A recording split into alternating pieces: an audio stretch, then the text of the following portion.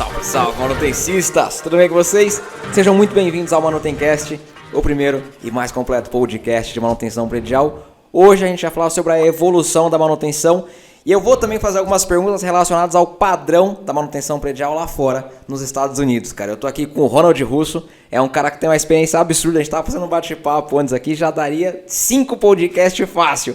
Ronald, obrigado, cara, obrigado por ter aceitado estar aqui falando sobre um tema que a gente ama, velho. Obrigado a vocês, obrigado pela oportunidade. Certamente, pelo menos tem um pouco de história para contar, são alguns anos. Vai ser gostoso, com certeza. Obrigado mais uma vez. Eu queria que você começasse se apresentando, quem é você e contar um pouco da sua história. Como que você caiu nesse universo de manutenção, cara?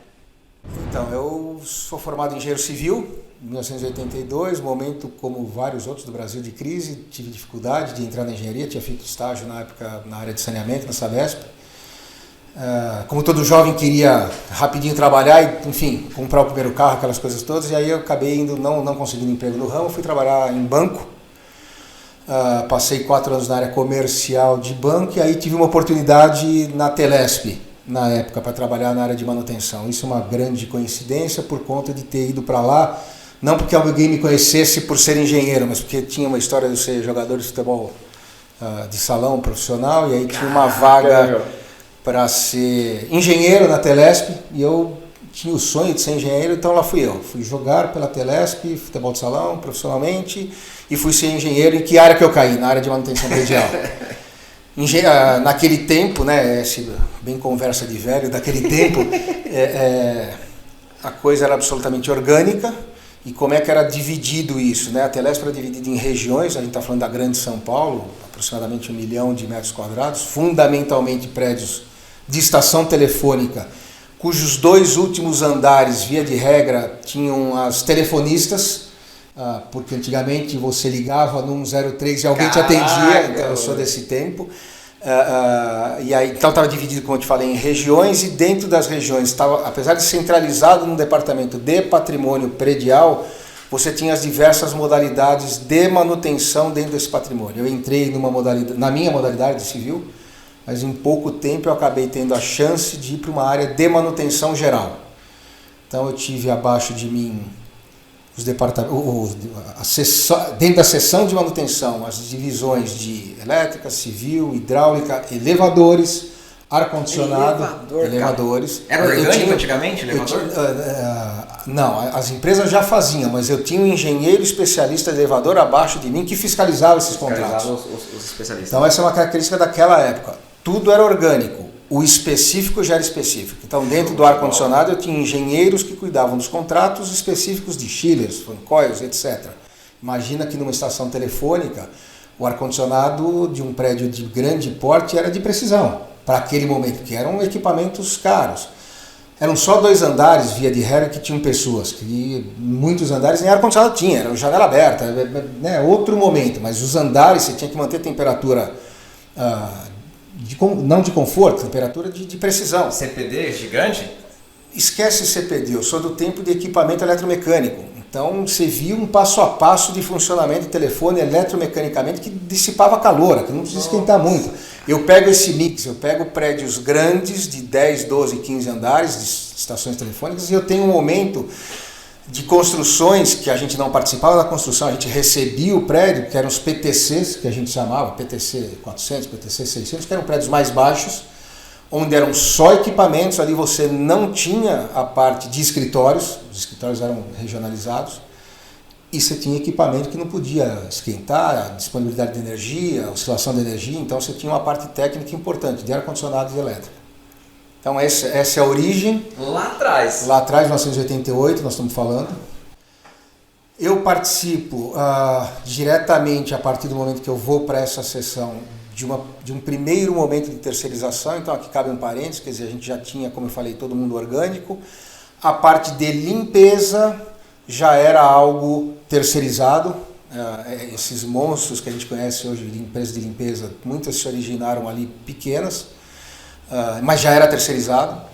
E aí a gente começa, a primeira fase que foi feita é a terceirização da mão de obra direta que nós tínhamos de manutenção. E aí a história para mim é marcante, que eu terceirizo 90, 100 profissionais já de uma certa idade, alguns Bom, tinha um relojoeiro, porque o relógio do ponto era um relógio que a gente consertava numa oficina. Tinha serralheiro, tinha marceneiro, tinha os mecânicos de ar-condicionado. Essa turma é terceirizada e a gente passa a contratar diretamente ou empresas para os serviços mais gerais ou serviços pontuais, quando você tinha necessidade de serviços pontuais. Então, assim, do ponto de vista de evolução, esse é o primeiro passo. E a ordem de serviço? Como é que Dentro das equipes, sim, você tinha. Você tinha uma equipe de fiscal que não era especialista em nada, era um fiscal de prédio. Esses caras saíam dessa nossa sede, era ali na Barra Funda, esse prédio existe até hoje, ali na Marquês de São Vicente. Iam para as diversas regiões, cada um dentro das suas regionais, e eles levantavam os problemas dos prédios, de lâmpada queimada, um ar-condicionado com problema. Numa emergência de um ar-condicionado com problema, a gente era acionado, obviamente sem celular e por telefone só, e alguém saía dessa sede para ir para lá.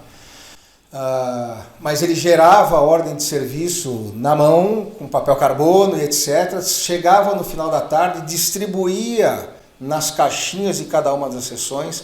O engenheiro responsável pegava aquilo e programava a turma que ia sair no dia seguinte e fazer os reparos. Então você tinha muito mais corretiva do que a preventiva. Perfeito. Mas as equipes que a gente possuía, que saíam circulando fora esses atendimentos, faziam algum trabalho preventivo, inclusive os de fiscalização de serviços específicos. Então é essa turma que no primeiro momento vai sendo terceirizada e você sobra com essa mesma estrutura, só que com até o nível do engenheiro da especialidade.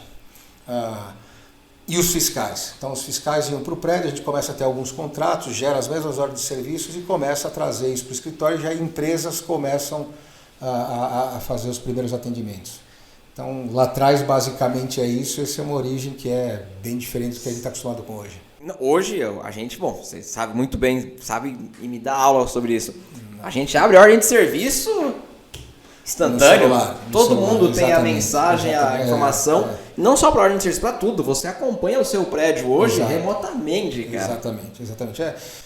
É outro mundo, né? Hoje a gente tem a oportunidade, de, através dos sistemas atuais, de ter tudo isso na mão online, no momento que você quiser, né? E lá ali você não tinha isso, então o timing de resposta de hoje é uma coisa que é incomparável com o que a gente está conversando aqui sobre aquele tempo. Perfeito, cara. Preventiva. Você falou que era muito mais corretiva. E acho até difícil da gente ter uma preventiva lá atrás, só se você tivesse uma programação muito bem feita, porque o fiscal tinha que passar para poder levantar o problema. E via de regra, o que vinha de corretivas para ser feita ocupava a tua equipe.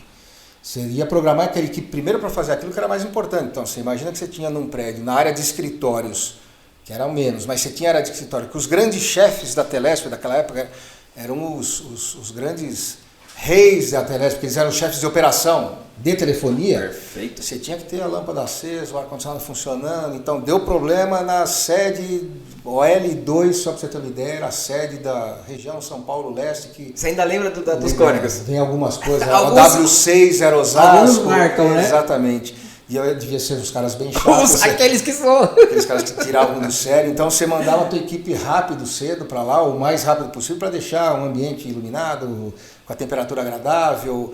A gente tinha responsabilidade nesse departamento, e isso que é louco de pensar, né, pela distribuição de café e pela feitura do café. Então saía do meu departamento com esses fiscais, caixas de café e açúcar e copinho plástico que você levava para o prédio, e lá você tinha a pessoa que fazia, a copeira, que fazia café. Então era tudo muito internalizado. Nossa! E aquele momento, anos 80, como eu te falei, 88, 89, 90, você passa a fazer isso tudo passa a terceirizar basicamente todo esse trabalho. A estrutura se manteve, a estrutura de operação e gestão, de engenharia, mas o braço passa a ser uma terceirização.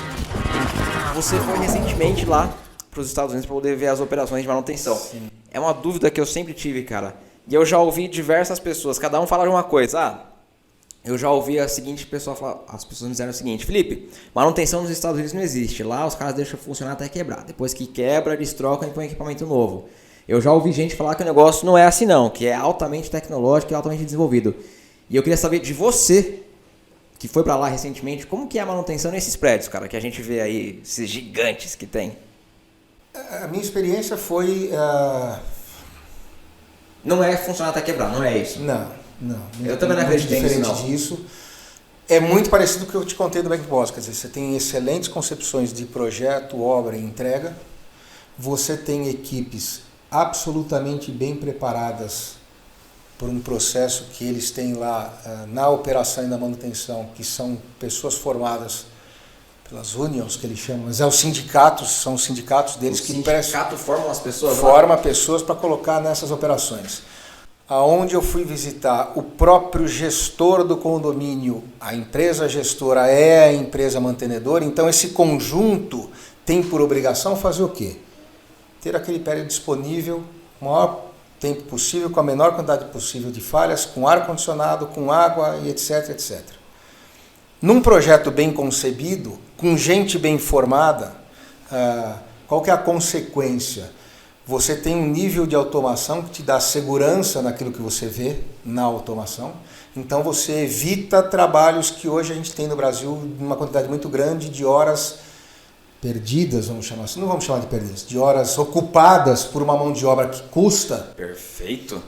Para fazer certos trabalhos que a automação faz. Acho que isso já há algum tempo nós aqui, a nossa grande busca como agregar tecnologia em prédio para que a gente busque isso, né? Quer dizer, como é que você consegue num mercado que cada vez está mais justo do ponto de vista de cobrança de custo para todos, para todo mundo, do gerenciador ao executor, é com mão de obra. Perfeito. É diminuindo mão de obra. Como é que você consegue isso? É automação, é tecnologia. Então foi muito do que eu vi. Aí o que é o que você viu? Então eu fui em prédios similares aos nossos aqui de São Paulo, que a gente cuida aqui na Temon, Triple A's, com a mesma acho que eu posso dizer isso, eu fui visitar prédios da CBRE, então aqui eu comparei prédios com tamanho, eu entrei numa sala que eles tinham lá na sala de sede da CBRE com um Google Maps enorme, que me pediram isso, me põe um prédio que você cuide em São Paulo. Eu coloquei, do meu lado estava o Chief Engineer, quer dizer, o responsável técnico por aquela operação daquele prédio que eu estava. O Chief Engineer é o gestor de facilities aqui? Ou não? Ou ele é um engenheiro de contratos aqui? Ele não é um engenheiro de formação que nem a nossa formação, tem alguém que eles chamam de senior engineers. Esse cara é o chefe da engenharia de operação do prédio, ele é um técnico. Perfeito. Ele não é engenheiro como formação. É um encarregado, um supervisor. Pronto, é um grande supervisor. Se eu for comparar, é o supervisor. Perfeito. Esse cara nos acompanhou em tudo e aí ele veio perguntar para mim, bom, você está mostrando esse prédio, quantos metros quadrados tem? Tem tanto, pô, parecido a esse, do lado dele estava o chefe dele. E quantas pessoas você trabalha lá? Trabalhar com 4 vezes mais pessoas do que ele, é o que ele brincou com o chefe dele, me manda para lá, chefe, eles têm 4 vezes mais de pessoas. E eu respondi para ele, você não vai querer trocar. Eu já tinha visto a operação dele, quer dizer, ele tem uma rotina ordenada de funcionamento das coisas que lhe garante uma tranquilidade de chegar, fazer todo o seu... Tudo aquilo que a gente acaba fazendo aqui no Brasil, de ronda, checklist, vai atrás, hoje já muito mais automatizado pelos sistemas que a gente implanta nos prédios, mas você tem pessoas fazendo. E não era isso. Eu perguntei para ele de relatórios a serem entregues. Ele falou, puta, relatório para quem? Eu falei, eu entrego o relatório lá para o administrador. Ele falou, o administrador sou eu, a CBRE somos nós. Eu tenho que distribuir. Eu dou para o prédio disponibilidade. Sensacional. Foram 7 dias e 9 visitas, bem padrão americano, cara, eles são organizados, então horário de chegada, horário de saída, horário muito certinho. Legal, muito legal. Eu não tive a oportunidade de ver um bendito chamado de emergência daqueles, corre aqui porque o ar caiu, os caras bem aparamentados, de novo, os operacionais preparados, quer dizer, o mesmo camarada que cuida do rolamento do ar-condicionado, da troca de uma correia, ele cuida da oficina dele, daquele prédio, como se fosse dele. Ele tem lá um processo de remuneração que faz com que ele queira estar ali. Perfeito. Faz com que ele queira ter uma formação e daqui a pouco ter um novo prédio e ele ir para o lugar do Chief Engineer. Então, essa ordem, essa organização foi o grande diferencial que eu vi, né? Eu brinco bastante que eu saí daqui, eu não conhecia nada de uma operação fora do Brasil, eu saí com a impressão que eu ia ver a máquina de fazer manutenção para gente trocar por pessoas, eu não vi máquina, eu vi menos gente num processo muito mais ordenado. Então isso também foi grandioso, uma experiência. Tecnologia em primeiro lugar. O tempo todo. Então hoje, voltando à tua primeira pergunta, a tua abertura dizendo que a gente vai falar um pouco de evolução, para mim são algumas coisas muito marcantes. Primeira, o fim da mão de obra orgânica. Para mim é marcante isso. Eu tive 2 vezes a oportunidade. A segunda, a concepção de um prédio feito, bem entregue. Lá atrás o que se falava de automação e hoje que essa automação andando para níveis estúpidos, né? A gente já tem instalações possíveis de se fazer com sensores que não se usa fio, não se usa nada. Quer dizer, um projeto de automação do Bank Boston que era muito bom, era um negócio pesado de ser feito. Perfeito. Passar cabeamento em todo lugar, controladoras e para. Hoje você já tem a oportunidade. Então acho que esse caminho é inevitável. E é esse o caminho que eu posso compartilhar com você. E tão pouco tempo, né? Você falou de 88. Sim, cara, sim, 33 anos sim. Não é nada. É pouquíssimo tempo, é um prazo muito curto para uma evolução tão grande dessa. Sair lá da época da pedra, do papel, para a era tecnológica em 30 anos. Eu acho que é uma evolução muito grande em um curto espaço de tempo. Isso, é bonito ver isso, né? Demais. A gente vê que as coisas evoluem efetivamente. E se a gente olhar para trás, claro, num dado momento eu tive curiosidade de como é que era a manutenção antes de mim na Telesp. E aí? Então, essa é a grande diferença. A velocidade da mudança que aconteceu, possivelmente dos anos 60 para os anos 80, é incomparável. Foi muito, certamente, em 1960, quando eu nasci, era muito mais parecido com 88 do que é hoje com 88. Perfeito. Essa é a nossa história de vida hoje. A velocidade dos eventos hoje são fabulosas. A necessidade de informação com velocidade, a velocidade da nossa necessidade de estarmos bem informados assim na hora é muito diferente do que era lá. Então só tem um jeito de se conseguir isso. É com tecnologia. Essa é a grande mudança. Né? Esse é o grande marco para mim, né? A grande transformação que aconteceu. Concordo plenamente que a tecnologia é algo que já era, Sim. Desde a época de 80, Sim. Apesar de não ter as ferramentas que a gente tinha hoje, mas a tecnologia já era algo que veio para poder mudar mesmo e que está aí. E que está mudando cada vez mais o nosso departamento, cara. Com certeza. Eu hoje estou na Temon, né? Serviços. Essa é a busca. Uma empresa extremamente tecnológica. Eu já vi algumas coisas de vocês de realidade aumentada. A gente vem buscando, né? O Gustavo é um colaborador nosso aqui, um jovem engenheiro talentoso que vem trazendo novidades para a gente. Eu tenho que correr atrás, senão eu não chego junto. Ele me ajuda muito, mas é o caminho. Quer dizer, não tem mais aquela coisa de aqui eu tenho 10 pessoas, eu queria ter 12, porque senão não dá para fazer. Não é mais isso. Não é mais isso. Isso nós temos que mudar. Essa cabeça tem que ser mudada. A gente tem que, um dia, finalmente, conceituar e conseguir convencer a todos da contratação por serviço. Não é mais mão de obra, não pode ser mão de obra. E como que foi lá atrás? Porque hoje o nosso problema é um problema cultural. De novo, vamos bater nessa mesma tecla das pessoas entenderem da importância da modernização, da transformação. E lá atrás também tinha aquelas pessoas lá, não vamos mudar, eu sempre fiz no papel porque o papel é o que funciona. Que eu passei, né? Pô, chegou esse cara novo aí, vai querer mudar pois tudo, não sabe de nada. Realmente não sabia de nada. Eu imaginava que tinha algum jeito um pouco diferente de fazer. O que a gente foi sempre buscar ao longo do tempo no nosso ramo? Fora a técnica e o bom atendimento.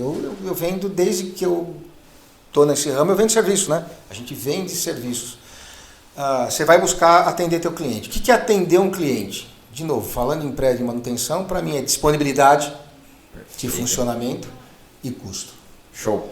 Então, equilibrar isso foi minha vida o tempo todo. Como que você conseguia convencer as pessoas? Eu consigo, tá aqui, se você acreditar em mim que vai sair mais barato. Mas você não vai ter o relojoeiro, chefe, que você vai pegar o seu relógio e falar, conserva, acabou, nós estamos mudando, mas foi difícil. Imagina. Foi difícil. Eu tinha muito, eu já falei isso para você, eu tinha muita expectativa de ter feito a transição na Telesp quando ela foi comprada, mas eu já estava fora. Mas eu não me arrependo 1 milímetro porque eu estava numa instituição tão grande e tão importante quanto, que foi o Bank Boston. Tive dos meus colegas, que muitos ficaram na Telesp na época, que virou Telefônica naquele tempo, foram os espanhóis que compraram, mas eles me passavam um conceito diferente do que eu vi nos Estados Unidos e volto a falar. Do que estava vendo ali. Eu não conheço como se faz em outros lugares que não os Estados Unidos. Eu estou falando também de uma viagem né, dentro de um conceito daquilo que eu faço, que a gente faz no Brasil. A Telefônica não teve uma preocupação naquele momento do jeito que nós tínhamos na Telesp. Perfeito. Ela tinha que viabilizar o negócio. Então eu sou muito grato a não ter ficado, porque eu fui para um lugar que foi uma mega escola. No que você me perguntar de processo de manutenção, a processo de obra, a processo de gestão de pessoas, a ordem de serviço, a um call center da manutenção, cara, foi uma mega escola. Então foi muito bom. Mas é sempre chocante, né? A cada momento que você vai fazer alguma intervenção, um comentário chegou o rapazinho novo que não sabe nada e quer mudar o meu jeito de fazer. Eu vivi isso no Banco Boston? Sim. Tinham pessoas que eram de um banco old school naquele momento. Pois é. E o meu chefe, que já era bem mais jovem do que eles, me cobrava uma outra velocidade. Então não dava para ter o cara que para ir para a agência, você ligava, ele entrava no carro, pegava o táxi, corria. Não funcionava. Então, assim, as resistências foram muitas, mas a busca foi sempre essa, quer dizer, excelência na prestação de serviço e custo, né? A gente não consegue fugir disso. É a nossa vida diária. Pois é. É a manutenção. Ô Ronald, você está diariamente falando com duas pontas da manutenção. Você tem uma atuação muito forte ali com o gestor, com o profissional de facility, gerente de facility, você também tem uma atuação muito grande com os manutencistas, cara. Com a pessoa no campo mesmo que executa o serviço. Você está literalmente no meio. Sim. Você está no meio aqui, ó, entre essas duas pontas. A gente já está encaminhando para o final. Que dica você daria para essas duas pessoas hoje? Para um gestor, pode ser de manutenção ou não, e para o manutencista, cara. Que dica que você daria para essa galera? Nessa nossa linha, pode ser de evolução. Fundamental ambos estarem se atualizando. Perfeito. E nós como empresa temos que estar passando isso muito fortemente para o nosso colaborador. É importante passar isso para quem me contrata, que nós temos que juntos nos atualizarmos. E é importante na nossa função mostrar que esse nosso trabalho vive em função de confiabilidade de instalações, mas nossas. Nós vendemos confiança. Quando eu falar com o meu funcionário, com o meu colaborador, e ele me der uma notícia, ela tem que ser boa o suficiente e confiável para eu passar para essa pessoa aqui do lado de lá. Perfeito. Todos nós fazemos parte de uma única equipe que, por uma dessas coincidências da vida, tem uma ponta que está na ponta executando, mas tem alguém aqui que está respondendo. Confiabilidade, confiança é tudo. Credibilidade é tudo. Quando você falar para um cliente seu vai funcionar da seguinte maneira ou não funcionou porque tal coisa aconteceu, aquilo ser fato, ainda que seja um problema seu, gerado por você, mas foi. Quando você falar para um funcionário teu, não faça assim, faça assado, porque assim é melhor, ele ter confiança de que assim é melhor. E isso é dia a dia, cara, é todo dia. Então, você me perguntou, eu tenho lá, hoje na Temon eu estou nesta área de operações, né, comercial e operações, então eu tenho a turma da operação comigo, é todo dia, é um discurso diário com os gerentes, com os supervisores e com a pessoal da ponta. É diário, é confiança. Não adianta a gente achar que a gente vai reinventar a roda, não, a gente tem que ter confiança um no outro, porque assim a ponta que nos contrata também terá confiança. E aí a gente vai no mínimo com mais paz, com mais calma, porque não é um trabalho fácil. Não é. O nosso ramo é lembrado no problema. O nosso ramo é marcado como gasto, como custo. Pois é. A gente poderia ficar aqui o resto da tarde discutindo que não é custo, mas ele é marcado por isso. Então, se a gente simplificar a relação, se a gente melhorar a relação, eu acredito nisso piamente, é um dos jeitos de você ter todo mundo meio que na mesma página se falando, se ajudando. Porque é um fato, se o meu rapaz da ponta fizer um péssimo trabalho, ele até vai para casa e dorme, um dia ele vai perder emprego, mas a ponta aqui é terrível. Né? Então, como dica, a gente tem que estar muito sempre atualizado. Muito sempre atualizando o nosso profissional, informando o nosso profissional, passando para ele o que o cliente quer. E tendo confiança das duas pontas. Acho que é o grande trabalho. Perfeito. Que é difícil já. Isso aí, eu acho que é 70% do trabalho. É isso aí. É relacionamento, é confiança, é treinamento. 30% é técnica. Pronto. 70%. Técnica a gente ensina. Confiança, você tem ou você não tem. Animal. Né? A pergunta, ou a brincadeira constante minha, quem voltaria no melhor restaurante se você tiver um pouco de cabelo no seu prato? No melhor, hein? Não volta. Estou falando de qualquer um. Então é confiabilidade. Como é que você faz? Como é que você gera? Confiança você gera. Como?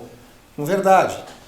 Com relacionamento. Você falou a palavra, a mágica desse nosso negócio. Relacionamento. Em todos os pontos. A gente se lida com todos os pontos. Vamos falar de um condomínio? Eu tenho o meu profissional, eu tenho, como você falou, o building manager, o facility manager, mas eu tenho o síndico, mas eu tenho o proprietário. O usuário. Se essa cadeia não tiver confiante no teu trabalho, é infernal. Acabou. Porque aí vira complicado. Acabou. E a técnica nem importa. O que importa vai ser a confiança e o relacionamento. A técnica, naquele momento...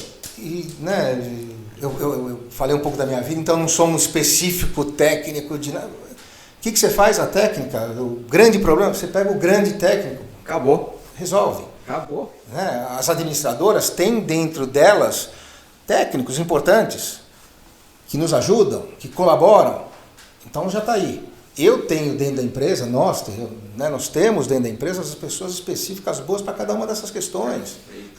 Esta é uma empresa de operação e manutenção predial de engenharia. A gente não está preocupado em ter mão de obra na ponta, eu tenho preocupação em ter engenharia na ponta. Para isso eu tenho gente que responde por engenharia. A hora que eu não tenho aquela mega expertise, eu vou buscar. E a gente vai dispor para o nosso cliente. Para quê? Para ser confiável. Para ser confiável. Sensacional. Ronald, muito obrigado mesmo, cara. Que show de bola. Bom demais. Eu nem sabia que existia a função de relojoeiro, cara. Eu nem sabia. Pois é. Eles eram relogieiros. Os relógios da Telesp eram da DIMEP. Dimas de Melo Pimenta. Pronto. Eram relógios de ponto, aquele que a gente... Mas sabe por que eu sei disso? Porque meu pai me falou uma vez. É mesmo? Eu nunca vi. Isso aí. Foi um momento... Bom, 2 segundos para uma historinha. Vamos lá. Estatal... A Telesp, marcenaria, e aqueles senhores que eram marceneiros, não sei o quê, um dia sai de dentro da marcenaria um barco feito lá dentro. Então você imagina o nível que era de, vamos brincar, de descontrole, porque você não tinha o processo, a manutenção preventiva, você era chamado porque quebrou a mesa do fulano, vai lá, conserta e volta. Deu tempo para alguém fazer um barco na mercearia. Então é coisa louca, por isso que a gente fala que aquele momento... é absolutamente, não dá para falar nada com relação a hoje, a não ser essa evolução de que o especialista tem que ser contratado para fazer sua parte. Não precisa ter uma empresa que tem todo o segmento, como eu tinha na Telesp, principalmente você que tem um banco, não tem que ter como o Boston tinha, engenharia forte. Interessante ter para não ser enganada, vamos falar assim. Mas é para gerenciar isso, não para fazer. Então essa foi a grande evolução e a gente entra nesse segmento assim, eu estou te oferecendo o quê? Esta confiabilidade. Especialistas em engenharia. Isso aí, engenharia. Sensacional. Legal. Show de bola. Muito obrigado mais uma vez. Obrigado a você, obrigado pela oportunidade. Vamos para cima. É isso aí. Manutencista, se você está ouvindo via podcast, depois vai lá no youtube.com/manutenção predial poder ver como é que foi o bate-papo, como que é o Ronald. 34 anos de manutenção? 34 anos de manutenção, show de bola. E se você está no YouTube, depois pode procurar Manutencast em todas as principais plataformas de podcast. Com toda certeza você vai encontrar. No mais, forte abraço, até a próxima aí. Fui!